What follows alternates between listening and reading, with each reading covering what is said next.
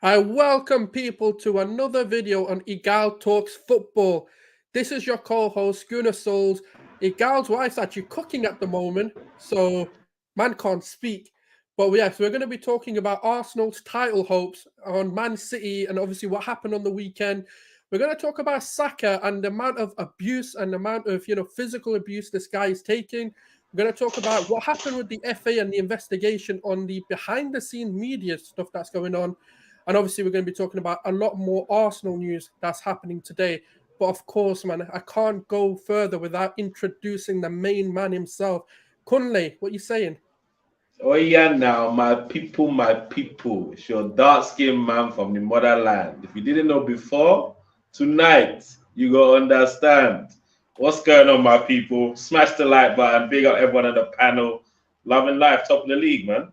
How we doing? Let's get it. Let's get it. Guys, there's a lot to talk about. We're going to talk about it. Let me just get the intro in. Bang.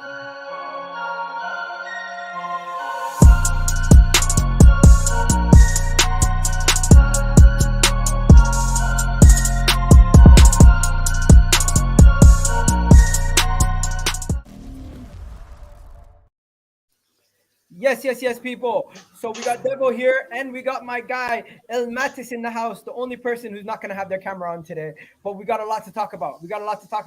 My guy Gunnar Soul is going to be hosting the show today. First topic is going to be obviously the game against Aston Villa. Where do you want to start, my guy? I think it's important to start where it matters, man. How's everyone feeling about the most hated man at Arsenal, Jorginho? Any opinions? Anything changed? Anything? Are we now loving the guy? What's happening, people? Talk to me. Who's we, bro? Who's we? I came. Do you know what? I went through maybe the stage that most. Don't do this. No, wait. Hold on. I went through the stage that a lot of fans went through. So the initial from Caicedo. Then I heard Jorginho. I said, "Hey, problems." But then I slept on it. And the next morning, I was like, you know what? He's obviously been interested in him for a while. And I've learned to stop, what's it called? Stop like thinking Arteta's going to get things wrong. Like, like the guy gets it. So he's obviously seen something. So as much as I might have been underwhelmed with the Jorginho signing, I thought, what are the positives of it? And I was like, he's won major trophies. He's Premier League experience. The money's not that much. It's a short-term deal. So I was always open, and even the first few games he's played, even the Everton game, I was ready to give him the benefit of the doubt. City was one of our best players. And again, on Saturday, my guy stepped up at the right moment. And not even just at the right moment, Souls. The whole game, for me, he was man of the match. He's been our best player for the past two matches. Absolutely. Facts. Player on the pitch against City. I told y'all when with 12 million pounds, you get a UCL winner, you get a guy with Premier League experience. We have the youngest squad in on average at 23.8. You bring in a 31-year-old Champions League winner with Premier League experience, ready to Europa League winner, European Championship winner, captain of Italy. You know what I'm saying? Let's talk about this, man. It was a shrewd signing because if nothing else, he's going to make Charlie Patino better. He's going to make Miguel Aziz better. He's going to make everybody that's young and Monday, Tuesday, Wednesday, Thursday, Friday on the training pitch. Jorginho is Mikel Arteta 2.0. He's just younger. It's like I love this signing. I don't know about that last part, but everything else. I've got a really wild claim to make, right? If we're being absolutely honest, right, and we did a blind, I know it's hard to do, but if we did a blind test and we didn't know it was Partey or Jorginho, would anyone really be that worried looking at that performance? Because I'll be honest with you, I know it sounds crazy, but I didn't miss Partey against Aston Villa. I wouldn't go as far as to say that, but yeah, he showed his strengths in a different way. Obviously, he's not the same guy that's going to win the ball back like Partey, but his movement is elite. And his positioning is great. And which is why, as you saw, when Fabio Vieira came on, he was given a little bit more legs as well, because maybe Xhaka needs a little bit of a rest, as great as he's been this season. Don't get it twisted. Maybe he needs a little bit of a rest now. Give Vieira a chance to to give us a little bit of a boost in the engine there. But Jorginho, he was immense everywhere. Defensively, he was actually very good. Not Partey-like, but in his own way, very, very effective. A ball winner. And I think the beautiful thing is if you can have Jorginho train up Jakub Kiwior, you might have something there, because it's all about the subtle nuance. It's all about, like, it's like LeBron James says, I know where the pass is going to go before it's even in the right player's hands. Like, you have to see the game 2 steps ahead, especially to play in the Premier League, which is the fastest, most physical league on the planet. And if you've got somebody who's won that league and been in this league for 5+ seasons, like, and you can get them to come in and coach up everything that we got, I don't understand why anybody had an issue with it, other than the name and the previous linkage with Chelsea castoffs. You know, but this wasn't David Luiz. This wasn't Willian. This was a guy who's still playing his ass off. And, you know, I'm not trying to gas him up in any way, shape, or form, but for the past 2 matches, he's been our absolute best player on the pitch. Do you know what's actually wild, though? In our last sort of 2 games that he's actually played in, we've had the most possession recorded in the season as well. It's actually wild when you look at it. Like, everything that, you know, Arteta wanted from him in terms of retaining possession, in terms of being able to make it harder for oppositions to do anything, he's doing all of that. I mean, I kind of want to pivot away and not keep it too long on Jorginho, because the whole game was a roller coaster. But I'm actually curious, right? Because I lost my head in that first half. I'll be honest with you, my head was gone. I was like, what on Can I talk about this? At halftime, he was talking about if we finish outside the top 4, it's possible. Bro, like, I'm being real, because I'm not gonna lie, yeah. Like, I was looking at that game and I was like, where? Souls, they got you like that. Villa got you like that, yeah. No. But you know what it is? You know what it is? This is why I say I can't do watch-alongs. I'm too emotional. I'm way too emotionally invested when I watch a game. And I was looking at that game and it's like, this guy again, same fucking 11, same 11. Why didn't you change it? Because look, I'm being honest, right? It's evident Granit Xhaka, like, look, he's been superb, but what I don't want Arteta to do is keep playing him until he becomes the villain again.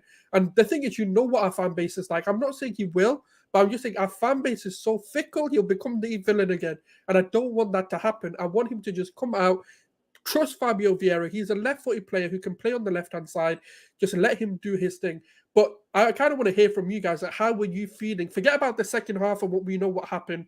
But what were your emotions in that first half? And what did you think? Pain.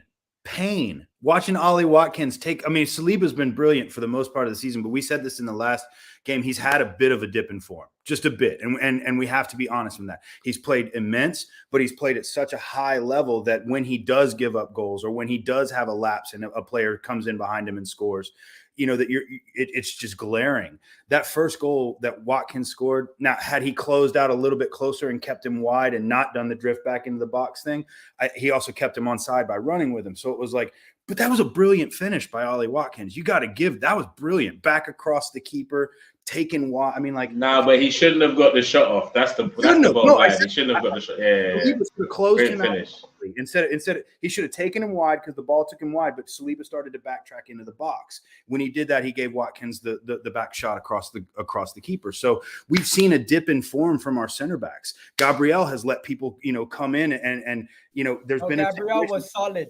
Completely solid. I'm talking about up to this game. We've seen our center back pairing, which has been so solid for the first 20 matches of the season, have a bit of a dip in form. But we've also seen other players step up. Jorginho's been immense in the past 2 matches. Shout out Ben White. Ben White came in with his hair on fire in this past match. So, you know, I mean, and you know, God love him, give him some rest, and he'll show you what he can do. How about Gabriel Martinelli, super sub? You know, goal and an assist. You know, like coming in and showing you that maybe we were burning his fuel reserves out so that you give him a little bit of rest. He comes in 20 minutes and they couldn't cover him down that side. Do you know what? With Martinelli, yeah. Let me just bring in Madison here. Bro, come on. It's a conversation. You need to unmute and jump in the conversation, bro. Yeah, man. Yeah. Listen, first of all, my first thought is we're back in first place.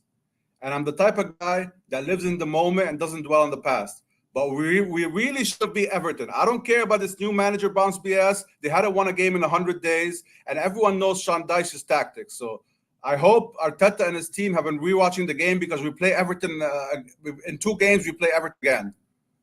So like we have our next fixtures are Leicester City, Everton, Bournemouth, Mister, I thought you just said you live in the moment. You're dwelling on Everton in a couple of weeks, bro. What's going on? Yeah, no, because we play Everton again. So Arteta and his team have to rewatch the game where we lost and figure out why we lost and figure out what to do when we play them again. And listen, I'm going to London next month and I'm going to watch the game against Palace. So I want to watch the game against Palace while we're in first place. Like I don't want all these games we have to win them. Because after Palace we have Leeds and then Liverpool. So technically we should win all our games before Liverpool, right? We're the favorites. They're mid-table or bottom half clubs. So my guy, one game at a time, please. Let's not do this. Let's not look so far ahead to Liverpool. Let's just focus on the pressure kind of been off us again.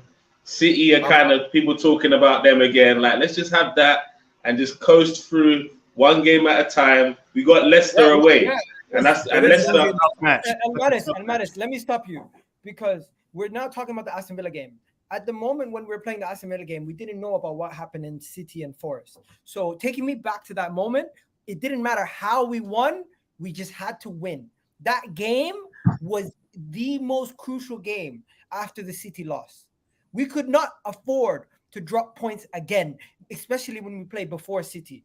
The fact that we don't know what the City result is yet makes it more of a pressure game for us. What we did, winning that game, applied pressure to City. Even if they didn't think about it, in the back of their mind, they knew they now have to win going into the game. They knew our result going into their game. They knew we came back and we won going into their game. And in the fashion that we did, it showed character. It showed the mentality. You know how Klopp used to say mentality monsters? We showed that. And finally, the last thing that I'm going to say, it showed that we have the leadership. I didn't believe Zinchenko should have stayed in the second half. He scored a goal. Jorginho, a lot of people didn't believe in Jorginho. He scored a goal. Also, Martinelli, he was subbed off. Scored a goal, even though it was an open net. He scored the goal. So it just goes to show you, this is a different Arsenal. We're different. Do you know what it is? I'm loving it. It's the way we won was more important. I know it sounds wild to say that, but we needed a 90-minute winner because we've been in the dumps, right? Being honest with you, mentally, I'm not saying these guys have crumbled or anything like that, but they were so down in the muds, in terms of they were trying, the pressure was on them. And to get we got 2 goals in the dying embers in the added time, the Fergie time, as they call it. We got a goal off Emiliano Martinez's head, bro. That was the best part. Watching it bounce back off Emi Martinez's face. I love that. I love Jorginho's goal. And Emi wasn't even done there. He said, "You know what? Man, I just free up the post for you for the 4th one, innit? I got you lot. You know what I'm saying? Let's go and get this title for Arsenal." You need a goal, Rhea. Go on, lad. Have an open goal. Once a gooner, always a gooner. Big up with the Chelsea goal. Come on now. Come on. Did you hear Emery saying he didn't give permission for Emi Martinez? Yeah. So Emi Martinez is in the mud, man. His manager is saying you should have done that, But anyway, it happens once every 100 times. Anyway, so it was just a nice touch to win it 4-2, and for for Arsenal fans to be happy, I heard they criticized the players for celebrating before the goal went in, how it was an open net and they started celebrating the players. Dan Collymore, man, he's just mad his team got turned over. I'm celebration police after us again, celebration police. Why don't we concentrate on us? Why are we the only ones? You know what? In regards to what Sol said in terms of the manner of the game, I think that was the perfect game for us. The way we went down, we got back in it, kind of against the run of play when we equalized, kind of. And then they went ahead 2-1. And typically after the run of games we've had, that's okay, our heads are going to drop. We're done. We're in the dumpsters. This is a game where every single rival fans were up on Twitter, on their WhatsApp group saying, the crumble has started, all these things. And at half-time, Arteta must have got the boys in saying, I don't know what he said to them, but whatever he said, it worked. And not only did we get the winner, we got the winner with the guy that the fans wanted to put what's it called, their back on when he signed him in January, Jorginho. He scored the winner in the 93rd minute. And what made it sweeter? Yes, coming on the back of the head of Emi Martinez. Yeah, and then getting Chelsea fans bantering us, Agent Check, Agent William. Now they're saying Agent Jorginho.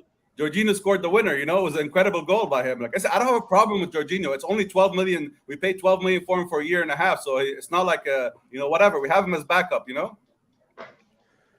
And what made it even better to me was the fact, like you just said, every single fan, not only the fans, BBC Sport posted, on their website, Harry Cosimo posted an entire article where Arsenal drops more points, Unai Emery masterclass. And it was for real? Yeah, he posted. That was on BBC Sport, bro.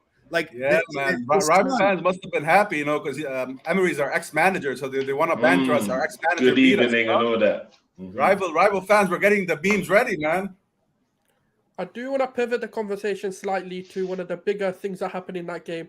Bukayo Saka once again not being protected by the referees. Once again, bro. The thing is, how many times does he need to be kicked? Yeah, I heard Bernardo Silva fouled Saka 5 times before he got a yellow card.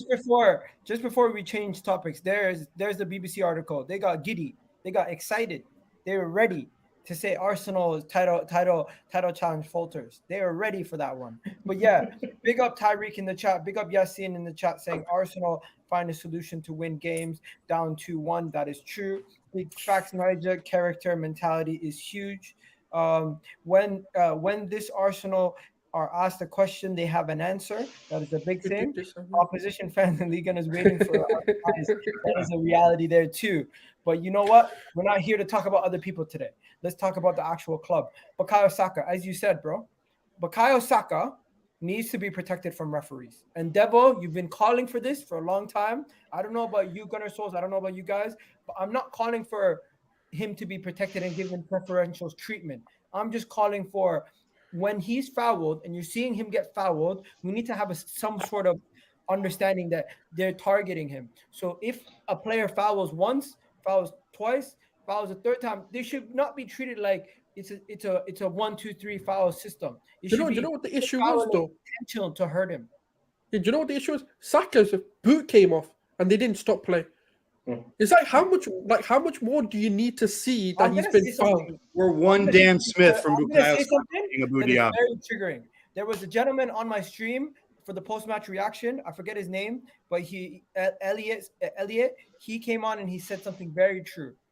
If they continue to do this, he is one tackle away from turning into Eduardo. Aaron Ramsey, Abu Dhabi, like there's a history there. And they need to protect him. That's why I don't get it with the decisions. Because people don't get booked for fouling him. He don't get fouls. And it's not like he's known for being a diver, which is what I don't get why he doesn't get the decisions. It's crazy, bro. If that was Harry Kane, he'd get every call.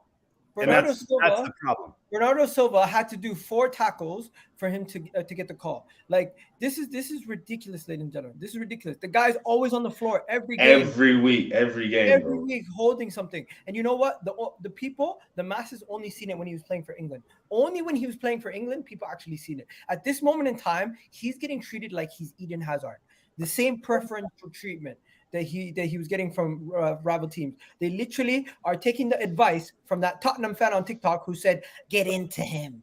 And real quick, Ego, I got a question for you on that. Where was the card for Douglas Luiz for coming up in violent conduct? You know what I'm saying? Like Saka gets a yellow card for shoving Coutinho. Coutinho throws some choice words at him. Douglas Luiz charges up and full on 2-hand shoves.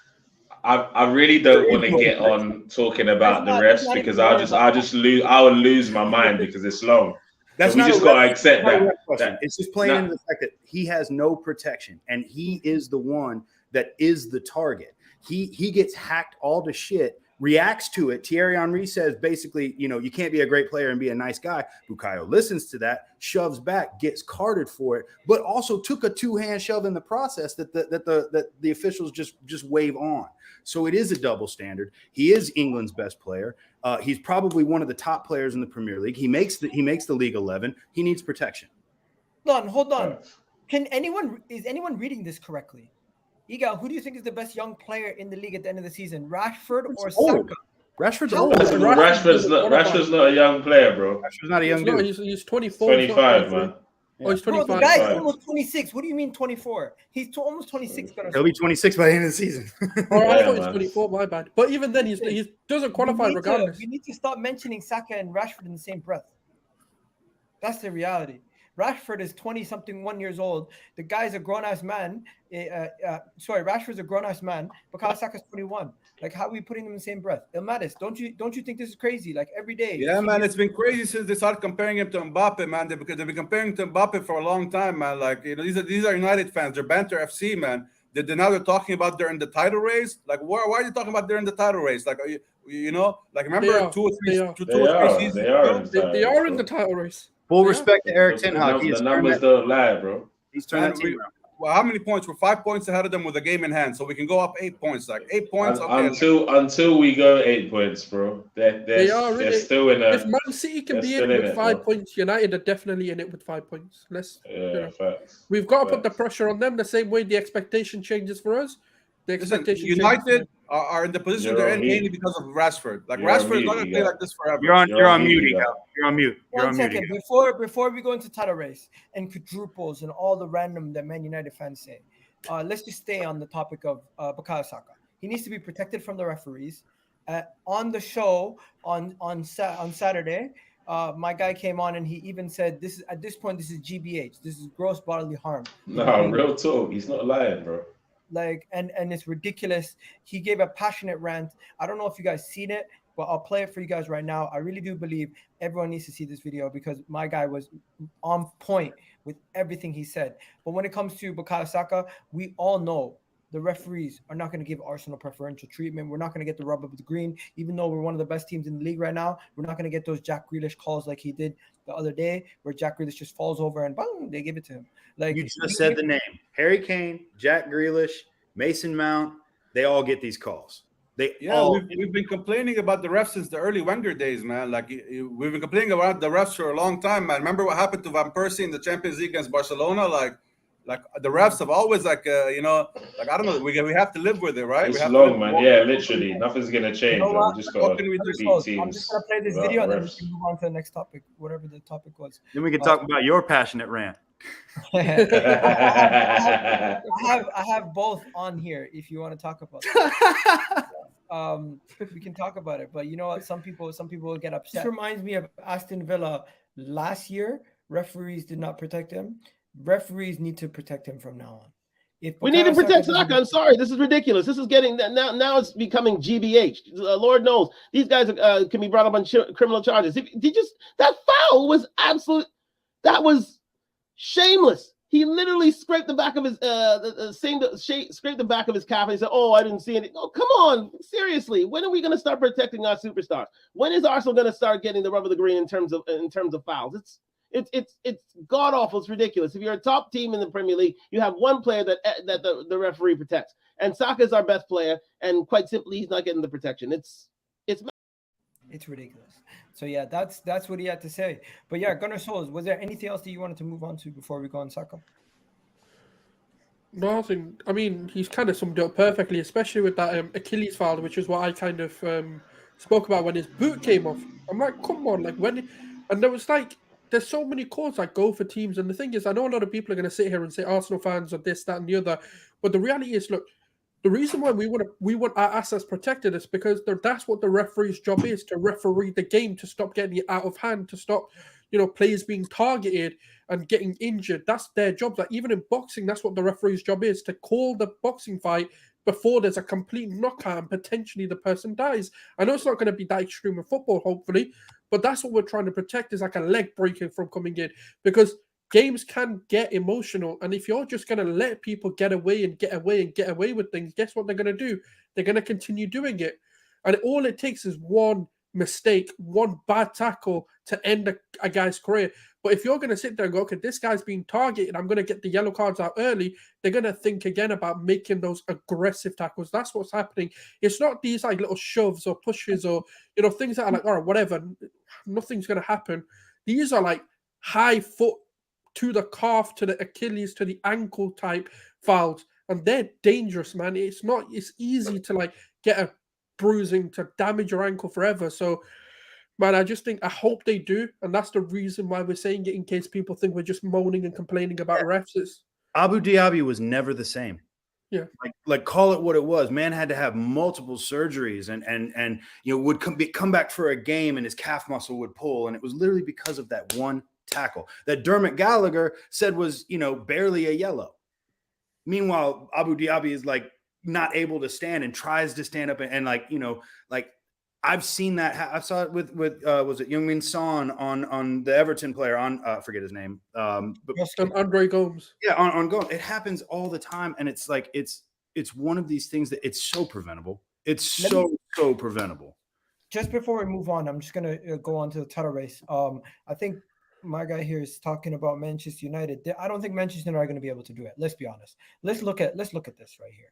You have Manchester United, Arsenal. Oh, I need to just put that there. So he says, save this question for later. Do you think Manchester United are still in the title race come March or end of March? We're back in the title race, guys. But do you really believe Manchester United are in it? Because I'm saying it for banter, but I really don't think they're going to be in it. Nah, look, the table doesn't lie at the end of the day. Like, look how close the points are right now. Obviously, yeah, we win our game in hand. It looks a little bit more spicy for us, but of course they're in the title race, man. The same way they pushed the pressure on us to be in the title race week in, week out since the third week of the season. Man, look, the numbers don't lie. So how can you not be in the title race? You're not taking into consideration how many games are left. Like if we win our game in hand, we're 8 points ahead. That means we have. Yeah, but we haven't won our game in hand, bro. Like a game in hand is literally that. It's a game in hand, bro. We've seen that you can't rely on these things. Once we've done it, bro, no problems. That's different. But you know, I hate this double standards, right? Because Man City were also 5 points behind us, but Man City are in the title race. But when it comes to Manchester United, let's fucking protect them bastards every fucking time. You can't bottle top 4 last season, but now it's fucking 5 points. It's like, oh no, we're not allowed to have any pressure. We're allowed to do our thing in peace. No fucking not. Preach. If Arteta, the guy that has no experience, Ten Hag 10 years in the Eredivisie, and you're telling me man can't have pressure? Am I a dickhead? He's 5 points. It is a title race. You're the great Manchester United, and you can't handle the pressure of a title race. What happened to you, man? You man have turned into the biggest. I don't even want to say the word right, but you've turned into the biggest bottle job of fan base. You're talking like Spurs right now. The same titles this season. I'm going to be honest with you. I said it from early. We're winning the title. We're going all the way because that's what we do as fans. When we can see it, we talk about it. The same way last season, we had to have the chest to talk about having top 4, right? United can't bottle it. Simple as they're in the title race, whether they like it or not. Real talk. I was watching Igao on Terrace earlier, and Terry was saying, he's not going to say it unless you admit to Ten Hag being better than Arteta and all this rubbish he was saying. Look, the numbers are the numbers, Terry. Man U fans, the numbers are the numbers. Whether you like it or not, you are in a title race. There's an opportunity here.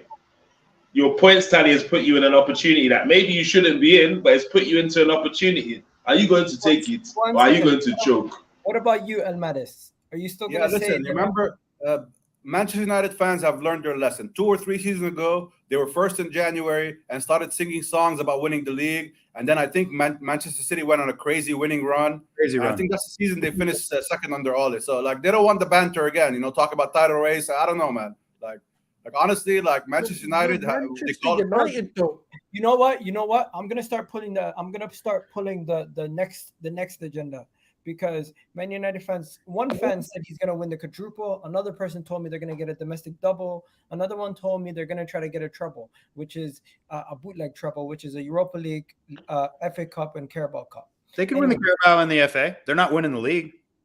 Enough about Man United. We spent way too much time on them. I'm going to just tell you guys the next topic we're going to talk about is the investigation going on Arsenal. If you guys don't know, there is going to be a massive investigation going on at this moment in time. And this investigation involves an Arsenal staff member who's actually in the thumbnail of the video. His name escapes me at this moment in time, but he basically is the first team data analytics head. His name is Miguel Molino, and he got into an altercation with one of the staff members in Unai Emery's team, Victor Manas, for celebrating the stoppage time goal, the own goal that Martinez conceded. He over celebrated, he's saying, and he had to give him a piece of his mind. Oh no, he slapped him in the face. How does that concern Arsenal Football Club? Oh, did he actually? He slapped him in the face. Is what it was. The guy celebrated, and Mana slapped him across the face. It caused the stewards to celebrate to separate them, and the Arsenal man got it out. Yeah, there was taunting, there was blowing kisses, there was verbal altercations, and even a physical one. So what does that mean to Arsenal FC? Because it's just one guy. Like they should investigate him. He could face a $6,000 fine plus 1 game ban from the stadium. Okay, so it's not a big deal. Like why is it a big deal? Like wait, so who slapped who? So the Aston Villa guy slapped the Arsenal guy. Yeah. What's it got to do with me? Hey, you lot arrest that guy, man. Find him, whatever, assault, all of that. Wait. So why are we in trouble? We got a charge from the FA for. We're in trouble. Yes. Why? Our data analysts. So we get in trouble for holding slaps now. What's going on now? It's only been 4 days. Arrest him. I want the club to arrest him. Get him done criminally. Then. Hey, assault charge. I don't give a shit about his livelihood now. Get him arrested, bro. What the hell? Why can you not handle his emotion? Listen, the article says the FA are investigating a press box scuffle between Arsenal and Aston Villa, head of data analytics.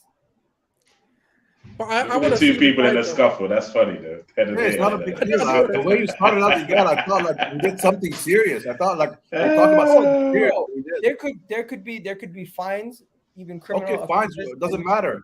And someone could even face a sack. Aston Villa holding it up. Keep in mind, everybody. Like we have like 14 different charges in front of the FA now, and so does every other fucking. Listen, we have a direct people debit, who think I'm making this up. No, it's true. Making this up. No, it's true. It's 100% true. It's this is actually real. He got slapped in the face and blew a kiss at the person who tried to hit him, and then got escorted out by the stewards for causing a ruckus.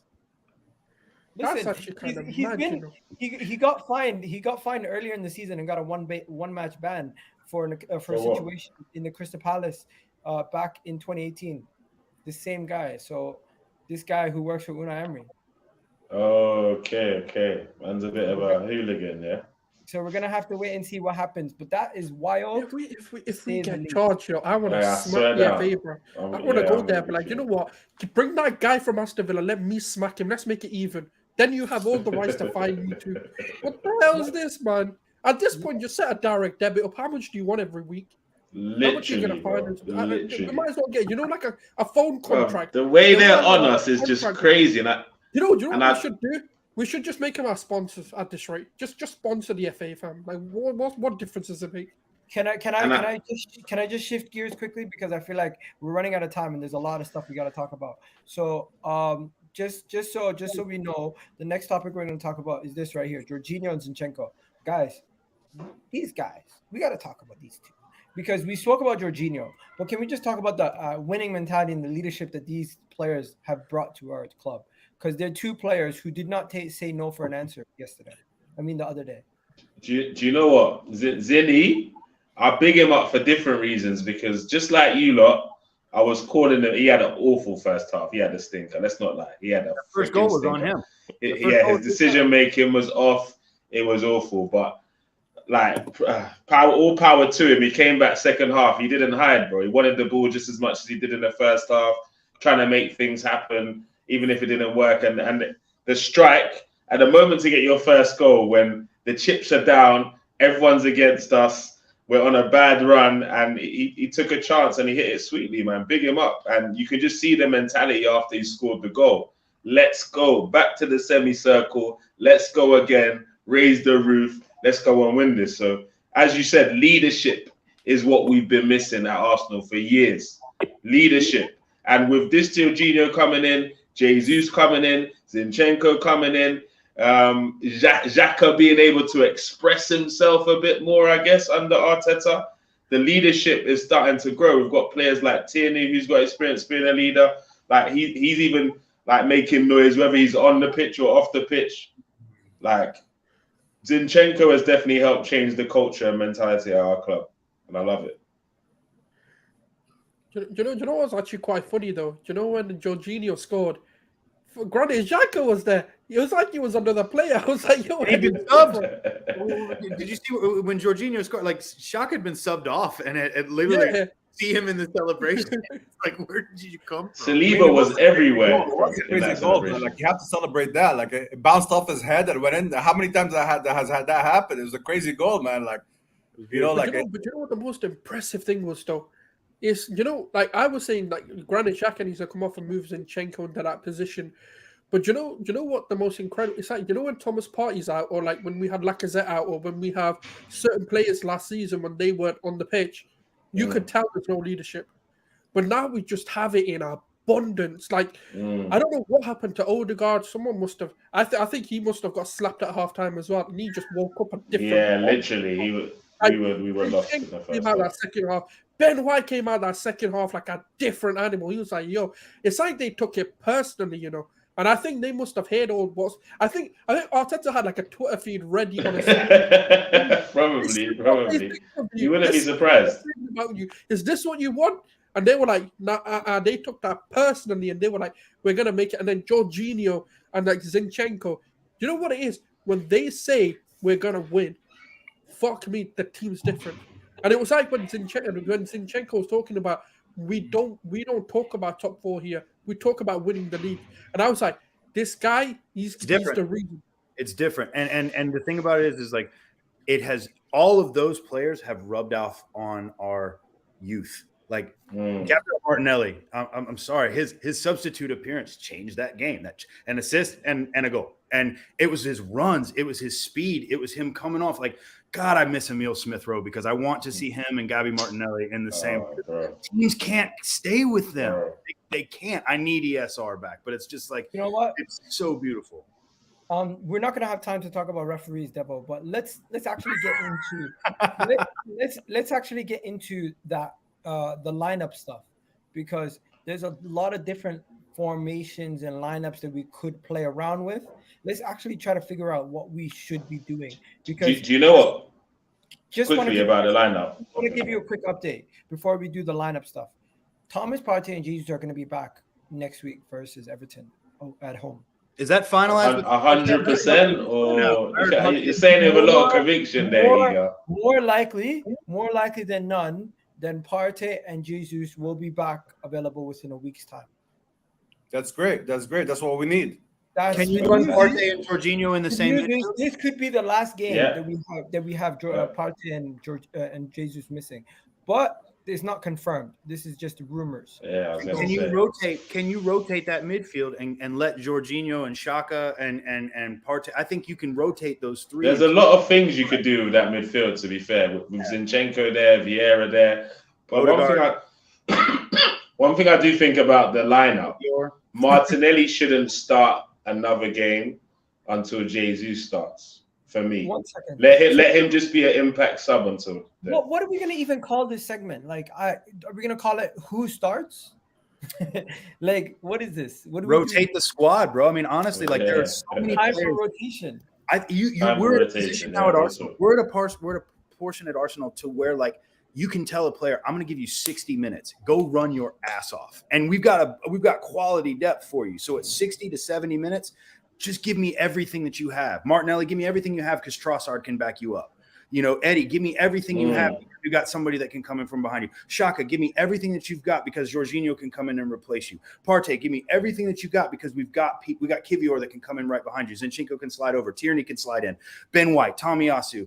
We've got depth. It's a beautiful fucking thing. Give me. You just need to be more intelligent with how we use it, man. That's all it is. Before Gunnar Souls jumps in, I just want to say, yesterday I was in the Twitter space and I was talking to some of the Arsenal fans, and they were telling me basically like, "Yo, there is no way on earth Eddie's not going to start every game until Jesus is back, because as Mikel Arteta has shown, he is sticking with the one striker that he has up top, and he's just going to rotate Martinelli, Trossard, and that's what he's doing." I don't think he's going to actually bench Eddie and Nketiah. I don't think you can right now. No, I would, but hey, I'll let you go first.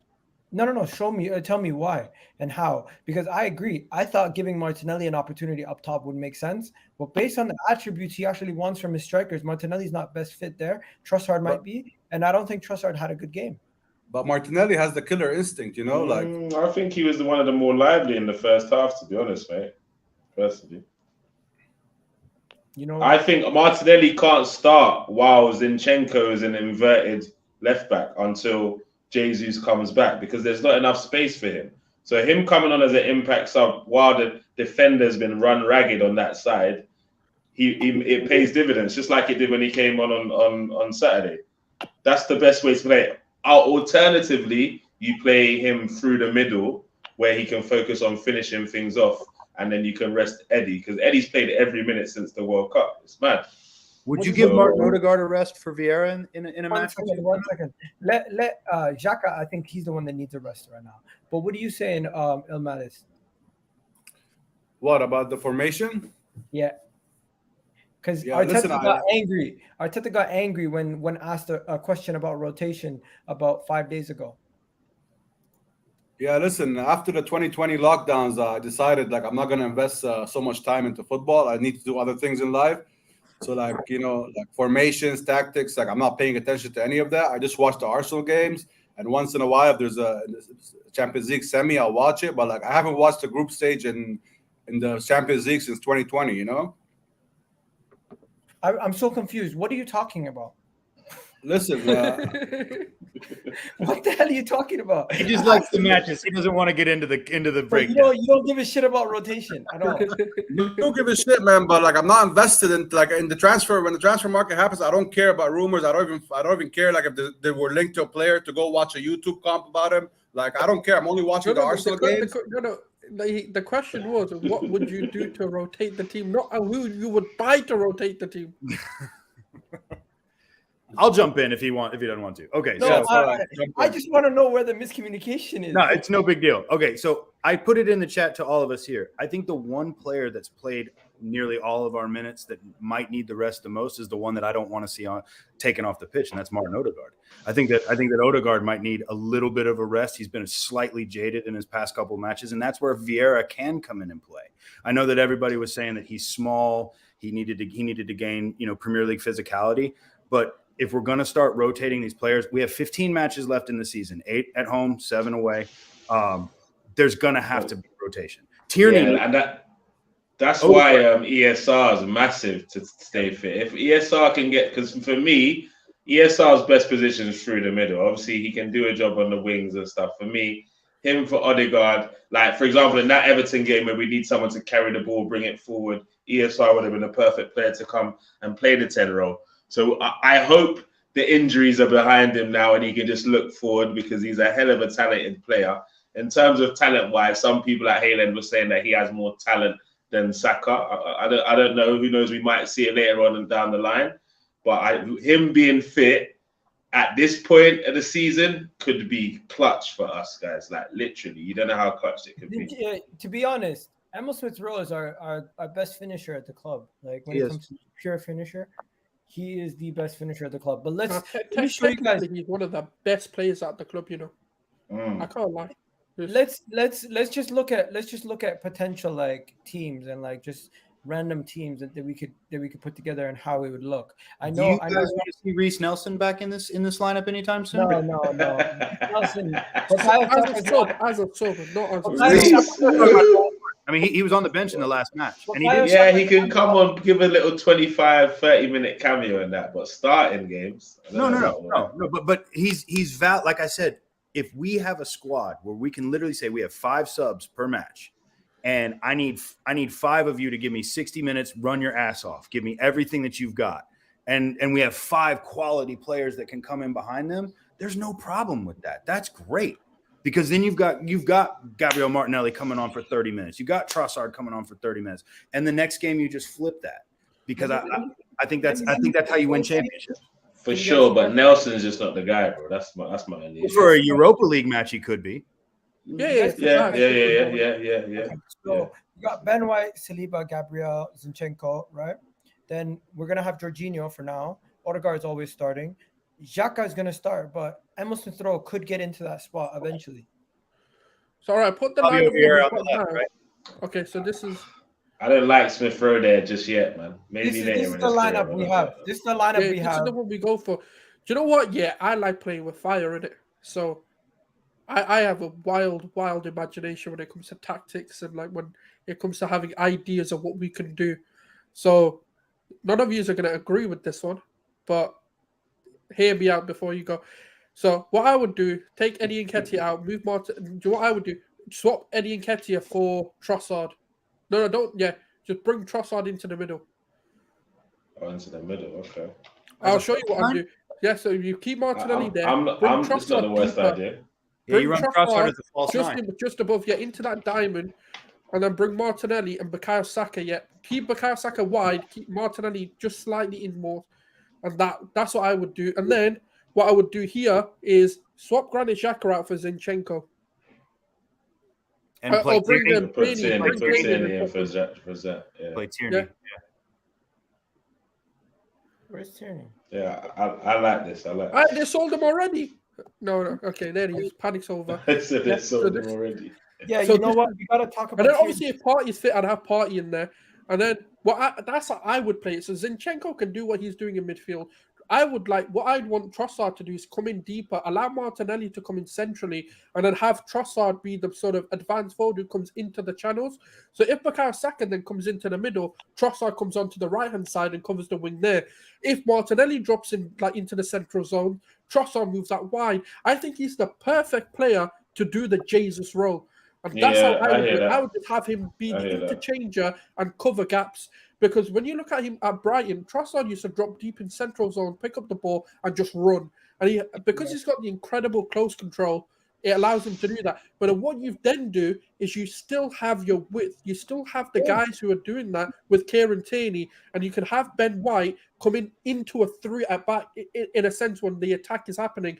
So you can actually move your midfield forward. Overload that left side. Overload the side, and then the left side. What you can also do is have your 2 8s go into the box because you've got your 3 defensive. Ben White, Saliba, Gabriel, creating a 3, but a very wide defensive line. Let me just stop everything there. I know Kunle's got to go soon, so we're going to be wrapping up soon. But before we go, the final thing we need to talk about is Kieran Tierney being sold to Newcastle. Did you guys see it? Did you guys hear about this? Yes. No, and I hate it already. I already hate it. That's a dagger, bro. That can't happen. I hate it, bro. Why? What about Pepe? Why don't they want? What do you mean? Why? Hey, the way you just dismissed Tierney now, I don't like him. I don't like him. The way you dismissed him this season because of Zinchenko coming in, I don't like it. We need to. You can't forget how clutch Tierney's been for the club for the last couple of seasons. They used to say like we want Tierney to be captain, man. I never. And now we're talking about selling him to Newcastle. I never imagined that Tierney would be replaced and he wouldn't be starting games. Like he was doing so great. He has injury problems, He has injury problems that like have affected his career. But like I remember people shouting for Tierney to be captain, and like now like he's been replaced by Zinchenko. Like I don't know, man. Maybe it's better for his career to go to a club where he's going to start instead of like being on the bench for Arsenal, I just think Arteta used to use him more, utilize him more because we've got the options now. He needs to stay. Let me just show you guys the article, just so you guys know what we're looking at, because we're looking at 30 million for 35 for him. We paid How much are you buying for? That's Bro, what they buying his toe. Yeah. We Wait, paid what? 35 million for him a couple seasons ago. Newcastle, 1 second, just so you guys know, this is the same outlet who said we're also monitoring Rashford. So we don't know how reliable this is, but they're saying 30 million for Newcastle to they're rating him at 30 million, and they're monitoring the situation to see what happens in the summer. Newcastle got all money, man. Newcastle got all money. We should get at least 40 million for him. Like, come on, man. Why are you disrespecting the man? 40 million? Are you mad? At least 40 million, man. They got the oil money. Like, how much is he worth? How much is you bring me 60 to get to the table? Then we can 40 mil. If Cucurella's worth 60M, Tierney's easy 40M, bro. I'm not having it. Yeah, 40 million should be the minimum, man. Like, come on. Nah. We're deeping this. How much are we disrespecting this man? 40 million is just still a good amount. Hey, Souls, what are you saying? How much are you saying? Bro, if Cucurella was 60, Tierney's right there. I'm saying. But I'll be honest with you. I'm doing a Vlahovic until you at least mention 60 million. Then I'll at least answer the call. I'll give you 10 seconds to make I a serious love it. I If love it's it. I'm anything for it. under 70 million, I'm shutting the phone. You can Are give me you- 40 am I million in Miguel Yeah. Almiron. No. Hey, brother. This guy fully fit You gotta is go, one of boss. the best left backs in the league. Okay, And you're telling me Bro, he's listen, only worth I 30 sent you million? the details how to change it. Make sure you do it so I can do it. All right, cool. I'll try and do it now. Please do. Bless, guys. Okay. Peace out, bro. Kunle is going to be doing his own video on his own channel, so we'll make sure you guys get the link to go over to his channel afterwards. Now, also, just so you guys know, while we're here, there's also the Declan Rice stuff. The Declan Rice stuff never goes away. So Yes. reports Arsenal have stolen the march on Premier League rivals for Declan Rice, and who may go for 70 to 80 million and will cost around 200K a week. What are we saying about that? That means you sell Thomas Partey and you bring in Declan Rice. No, And- you don't sell him. I'll tell you why you would. You sell You high. put He's him missed, in the Eagle, he's missed a season's worth of matches. Since he's joined Arsenal, he's missed 38 Premier League matches. Okay. That if you can sell Thomas Partey and bring in Declan Rice, you do it. You do it tomorrow. 70 million pounds sounds reasonable. Then you we're know, going to but now need to 70 sign million two pounds- midfielders. Sign 2 minutes. You got Jakub Kivior, man. I'm telling you, this kid is No, a stud. the reason why you don't do that, you ruin the transition. You make it easier. You sign him. You keep Partey. You have a season of transition, and then the next season you can then bring in another midfielder, and you can shift out Thomas Partey because he's 30-something years old, and he's been a good servant at the club. Or you sell high and when he's 29 and get 20 million more How pounds much for would he be worth? How much would he be worth? Thomas Partey? To I the right reckon we can get like the 50, 60 million at least. 55, 60 that we paid for him? You could probably get that right back from You the think right we're going to club. get Casemiro money for Partey right now? It depends Yeah, on why the not? club. Yeah, it depends on the club. But yeah, if PSG comes in for him, sure. Yeah, You know, Don't forget, we're coming. Look, football transfers are all about perspective. You know, we're on a high. Like the club's on a high. Let's say we win the league, they're gonna come in, and our assets are gonna be priced at what they're priced at. You either pay it or you walk away. You walk and the away. problem- and that's We've where been doing we don't bad have transfer leverage. business for a while now, man. It's been losing players on a free. You know, like we haven't done. The only good transfer business we did was selling Iwobi for 42 million. That's really in the last 5 years. Iwobi is the best piece of Gabriel transfer. Martinelli cost £6 million. Bro, come on. No, Come he's on. talking about selling players. Selling Oh, players. okay, I'm I was talking gonna say, about we've done selling good transfer business. We've done really good transfer. Miguel Almiron, what the hell? 50 million for Miguel Almiron. No, I said 50 million in Miguel Almiron. I'd sell Kieran Tierney for that. If they I wanted don't to- want Miguel Almiron. Why? Why? I don't want him. Oh, he's a monster, dude. I watched him here in but Atlanta. He was a only monster. when Jack Grealish disses him. After that, he's a bit media. Can't lie. Listen, today's show, we've covered a lot of topics. We're not done. The final topic of the day is going to be how you guys think we're going to fare going into the next game. Because now that we're top of the league, you think we're going to be a little bit more confident going into the game against Leicester, or are you a little bit worried? Man, I expect, as I said, I expect wins from now to the Palace game. Like, and then we play Leeds. Like, we're favorites in all these games. Like, whatever, if we're in form, we're playing like we played in the first 14 games before the World Cup break. We should win all our next games until Liverpool. And can you tell me something? Why is it 2 weeks between the Palace game and the Leeds game? Like, is there a break? Like, 'cause I'm going to be in London, but I'm not going to stay for that long. I'm only going to watch the Palace game. But like, isn't that the international break? There's an I don't international know, break. man. Yeah. We have international breaks in March. There's an international break, my friend. You're gonna miss. There's no Premier League for like at least 2 weeks. Yeah. I already saw it's like 2 weeks, 15 days between the Palace game and the Leeds game, and the Leeds game's at home. So like, you know, like we should beat Palace. Like Palace are tough, but they're probably our toughest competition before the Liverpool game. But like the rest, we're either a little bit huge favorites or like we should win them. Like, come on, man. Like, we should beat we're Bournemouth. playing great. We should beat Leicester. We should beat. Jesus will be back. Jesus will be back. Partey will be back. So like we need to go back to the first 14 games how we played.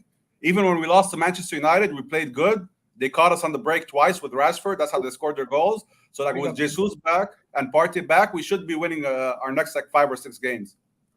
Yeah, but hell no to Amron. I Y'all are agree. some haters. Miguel Almiron, an Atlanta United legend. And I'm a massive hater, bro. I'm a massive hater. Jack, Unless I'll have to Jack have Jack likes Grealish him. on speed dial. Say, can you diss him, please? Oh, there we go. Now we get him. Another 5 games extended. Come on. All I Okay, gotta say, so- guys, we got big tests ahead. Big tests ahead. Hopefully, we can pass the test. We like to do this where we do predictions, but I know my guy El Matis doesn't like to do predictions. would you like to do any predictions, Elmatis, or is it a bad All I'm one? gonna say is we're gonna win. I don't care how we win. Like I like a convincing win. So I don't like the game against Aston Villa. It was too nerve wracking. Like like I don't want drama. I just want like easy, convincing wins against the teams we're supposed to beat. And then when we go up against the Big Six side, like that's like a test for us. Like what we played great. Like with Jesus and Partey, we should be able to like against Man City, we had 64% possession when we lost to them. So the team knows what to do, but we just need to get the ball in the net. That's it. Okay, I'm gonna just say this: Leicester win, Everton win, Bournemouth win, Fulham win, Crystal Palace win, Leeds win. Those all should be wins on the board. I'll tell you the one game that scares me there is Fulham. Fulham is playing their ass off right now. Yeah, that's a draw to me. So I could go. We're going to beat Leicester 3-0. We're going to beat Everton badly. We're going to beat Bournemouth badly. That Fulham match, that scares me just a little bit. I think we'll beat Palace. I say we go 4-0-1 in our next 5. Let's look at Man City's fixtures for a second. Man City got Leipzig, Bournemouth, Birmingham City, Newcastle, Bristol City, my bad. And then that Newcastle match is brutal. Crystal Palace, Leipzig again, West Ham. I think the Champions League makes it much harder for them. RB Leipzig. We're in Europa League, so like we're still gonna have to play a game in Europe. Like we're in Europa No, League. We're still gonna play some shit team in the Europa League. We're not gonna face Barcelona. Has that been announced who we play yet? I haven't seen it yet. Not yet. It's this Friday we find out who we're gonna play. Because the second legs are getting played, and then we find out what the round of 16. We find out down, right? All the drop down teams. I forgot. People saying, "Iga, see you March 5th at Anfield." I'm not gonna lie to you. We can take a point at Anfield and still win the league. But what? Liverpool aren't that good this year. Why can't we beat them? Like They're picking up again. They'll pick up. And if they don't have Darwin Nunez, but the job is we did the 3 points at our ground.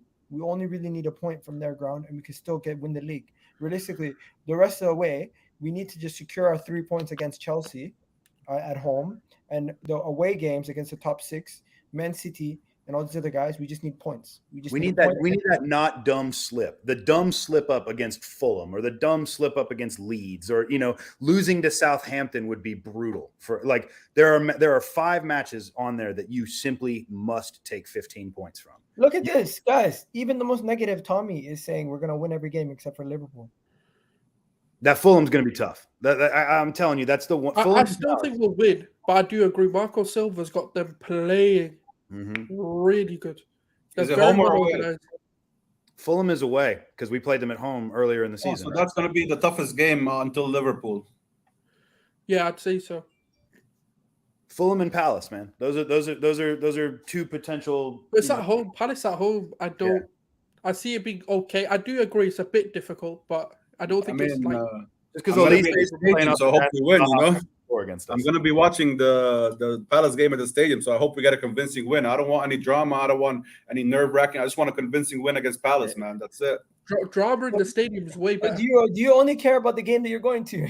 I want to go into the game while we're in first place, so that it'll be exciting. I don't want to be in second place chasing Man City. You know those 90-minute winners in the stadium hit different. Oh, I went to the Nottingham Forest game this season. That was mental. How many goals did we score? Was it like 4-0, 5-0? 5-0. 5-0. That was crazy. That was a crazy game. By the way, I asked everyone a question in the poll. 82 people voted. How many trophies are Arsenal going to win this season? 57% said 1, 16% said 0, 27% said more than 2 or more. Bring me that title. Wrap the Premier League trophy in red and white. I want to see it in red and white. That's the only one. Europa League I don't care about, because if we win the league, we qualify for Champions League. I don't give a shit about winning the Europa to get into the Champions League. I want that pot 1 Premier League title winners. I want the title in red and white. I want the trophy decked out in red and white. That's all I want. And you know what? We're gonna wrap it up here. Kunle is live on his channel right now. That's what the link in the description is. I'm also gonna put that in the private chat for you guys to go check him out and support him too. So let's go support Kunle.